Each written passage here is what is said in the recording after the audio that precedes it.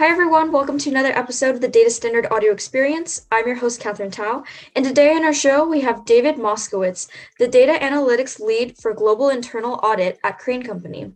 And welcome to the show. Today we're going to be speaking about model interpretation for businesses, and we're so excited to have you today, David. Yeah, I'm excited to be here. I think it's a great topic, a hot topic, and I look forward to adding some insight into this. Yeah, definitely. So could you tell us more about yourself and just go ahead and introduce yourself? Yeah, sure. I'm David Moskowitz. I lead the analytics group for internal audit here at Crane Co. Crane Co is a very interesting company. They're about 100 or so years old, global manufacturing company, and they have a wide portfolio of industries. They make parts for airplanes, they have army contracts, they have a currency business. So when you hear about people, oh, the government's printing money, well, we're involved in printing the money and coming up with some of the paper anti-fraud stuff that goes into currencies. They have a business involved in vending machines, when you put money into vending machines. So they're making those components. They make pipes and valves that run under cities, handle like highly corrosive fluids and stuff like that for companies. And they have another industry that's totally out of left field, but they make like panels for RVs. So like a very broad industry exposure. Before working for Crane Co. and getting into risk and analytics within internal audit, I was doing marketing research consulting for Fortune 500 companies. I actually worked for my father. He had a business called Moskowitz Jacobs Incorporated. There's an interesting TED talk Malcolm Gladwell gave about him on spaghetti sauce. You guys can check that out. And really help companies optimize using modeling methods to optimize food products, messaging, when you see things on the shelves, like variations of a product. So we were very much involved in that concept of making variants of food products using statistical methods. Yeah, that sounds awesome. And for your specific role, you're known as a data analyst. And in this data analyst role, it combines a lot of different topics, such as the business side and also the analytics side, to kind of help improve the company overall.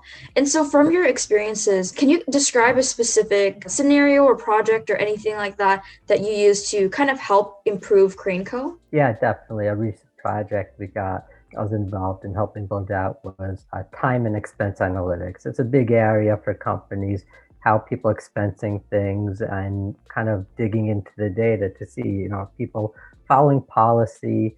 Are there anomalies in the data? Where are things being charged to? Are there like duplicate charges? Are people spending on weekends, holidays? There are a lot of different possible, let's call it fraudulent. It's not fraud until you actually discover that it's a fraud, but red flags in the data that, normally when you're dealing with hundreds, and we're not talking big data from the concept of like billions of records, there's hundreds of thousands of records, but to dig into these little transactions, it's very hard for companies to do.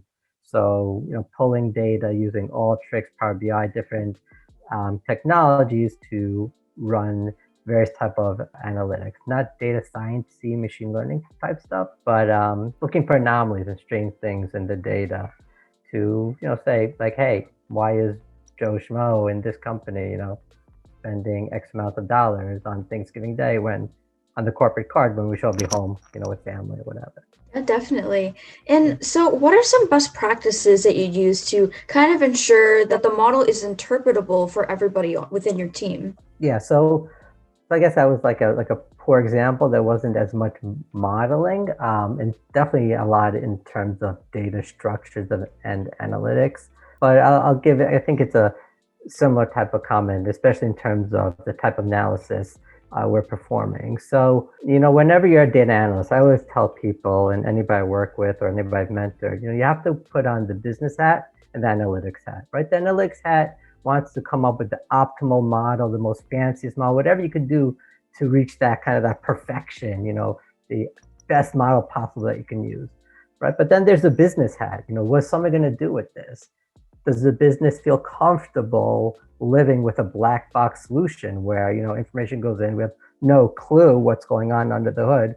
And maybe the analyst also sometimes has no clue what the heck is going on under the hood. They're leveraging 2 or 3 lines of Python code and boom, you get some model with some, high predictive rate. So is the business comfortable with that black box? And if something is tweaked or something's nuanced, how will that affect the model? And when nobody knows what's going on, that adds a level of discomfort from the business, and ultimately it's going to be for the analyst if something goes wrong. So it's a really a balancing act where you can't let, there's a phrase, you can't let the perfect be the enemy of the good. So in this case, you really have to understand the business needs, not only what they want to do with the data, but what will make them feel comfortable in what you're providing them. So you can tell them, hey, this model will tell you to do X, Y, and Z, but there's also the level. It's going to make them feel comfortable in relying on that model. And that's where interpretation ultimately comes in. Simple linear regression model where you can kind of plug and play numbers and play around, do like what if. Businesses, they love that. They love playing. You plug things in, and if it's in an Excel spreadsheet, they even love it even more. You can plug it in, the formula updates. But that's the type of stuff that excites them because it's interpretable and they can play with it. As opposed to something sitting in a black box, you don't have that level of interpretation or even that level of being able to play with the data by themselves. So, that's really the balancing act you have to do, the analytics hat and the business hat. Yeah, definitely. Great insights. And with all of that, I think also including just coordinating well within your team and communicating well, and just knowing just the best practices for the model and what will improve the model, and just for making sure that everyone is on the same page, I think is so important to be well aligned within the business goals in the end. Definitely. Yeah. And sometimes I know that you've mentioned to me before that sometimes the best model is not always the best business solution. And so from your experiences, or in your opinion, how can we determine what is best for the business solution? Yeah, it's definitely, there's no silver bullet. Very difficult question to answer. I think when it comes to interpreting models, like there's always a ton of metrics, and there's going to be involved a level of homework on your end. For example, recently I was involved in running a clustering analytic, and there's k-means clustering, hierarchical clustering, DB scan, there's a whole list of them, and you can just, like in Python, I have it running through like 8 clustering methods, churning through them. And then I had to kind of figure out, if I'm running, let's say, a 2 cluster solution using k-means, k-medoids, hierarchical, DB scan, like all these different ones that I feel that would be appropriate, how do I know which one is the best one? So there's like silhouette score, the different scores and ways of kind of understanding which one is best. So you really have to do your homework and understand what metrics and how they actually work to best figure out which model is the most appropriate. And again, let's say putting aside the business hat, let's just wear the analytic hat. So there's looking at metrics. Data visualization is huge. It's just huge. You really can't ignore that. You can't just run some algorithm and the score is point A and just be like, okay, that's great. Like obviously in regression, we have R squared, we have certain metrics, but data visualization is so key. And I think it's like the multi-sensory education approach of, you have the data, you see the pictures, you really get a good feel, you get kind of intimate with the data. So you need that to also help guide you what's the most appropriate model. And then, ultimately, like I said, you always have to have the business hat on. If you're a data analyst, you always have to know what the end user wants. Now, the end user it could be the end user like a customer out there in the street, or the end user could be your boss. But ultimately it's just getting down, what does the business want? What's the goal?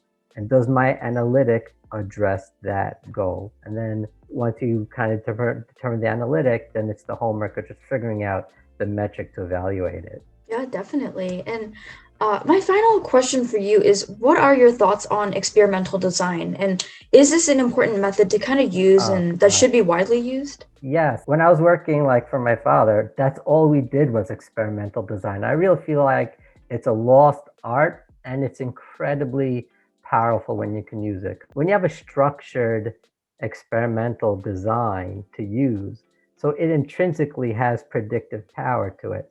In other words, if you're just grabbing data that's being collected, just happens to be collected, and you're pulling in, so that's data, but there's nothing about it that where the data is built that it could intrinsically predict. You may use it, but when you do with experimental design, you're structuring something that intrinsically is built to predict and to model.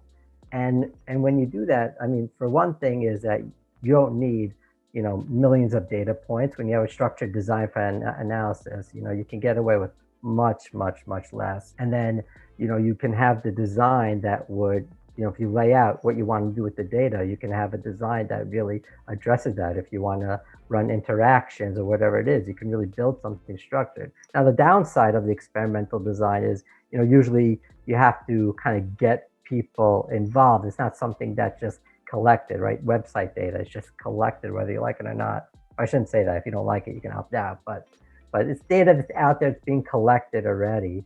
When you're talking about experimental designs, again, I was 10 plus years doing it.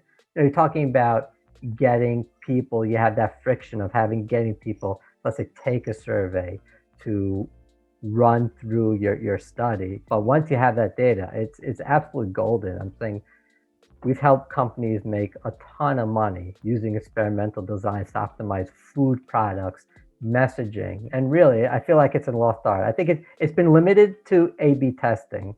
And there's just so much more out there that's not taught. Yeah, definitely. And I hope that more companies will be using experimental design in the coming future just to improve their business models, like everything you had just mentioned, definitely. And I wanted to also kind of stray away from talking about the technical aspects a bit and just talk about any hobbies or pastimes that you've been doing, that you've been picking up during this remote time. What have you been doing to just keep busy? I'm a big foodie guru. I love cooking. So I happen to have 2 barbecues and 2 smokers. So I'm a big fan of smoking meat. So I do a lot of that. I don't know if you heard of sous vide. It's like this. It sounds gross, but you cook food in a bag in hot water. It sounds like gross conceptually, but you do it. It like cooks like amazing steak and stuff. So I've been doing like a lot of experimenting with that. Other than that, from like I guess a geeky technical thing, like blockchain, Bitcoin. It's on every kid in kindergarten knows what it is already, but really doing a lot of research and understanding the fundamentals of it. Yeah, just getting into that and kind of dip my feet in it a little bit, invest in some cryptos. And I think right now it's a very unique opportunity. It's kind of like the Wild West of crypto and blockchain, where I think there's a unique opportunity where people could actually make a decent amount of money if you understand how things work. There are a lot of inconsistencies between exchanges because like nothing is really regulated so much. Things are like people are doing what they want. It's like really out there. So it's a unique opportunity to take advantage of right now. And other than that, I play ping pong. I love ping pong. Yeah, no, that's awesome. That's a great set of different hobbies and pastimes you've been doing. Very diverse also. So that's great. Yeah. Thank you so much for being on our show today, David. It was such a pleasure Great. to have you. We at the Data Standard, we're trying to build a community of data enthusiasts and data thought leaders so that everybody has a place where they can all network and collaborate. So what's something that we can do for you? Totally. Look, I'm on LinkedIn. You go to my profile, you look on LinkedIn, David Moskowitz. I work for Crane Co. I have my private email.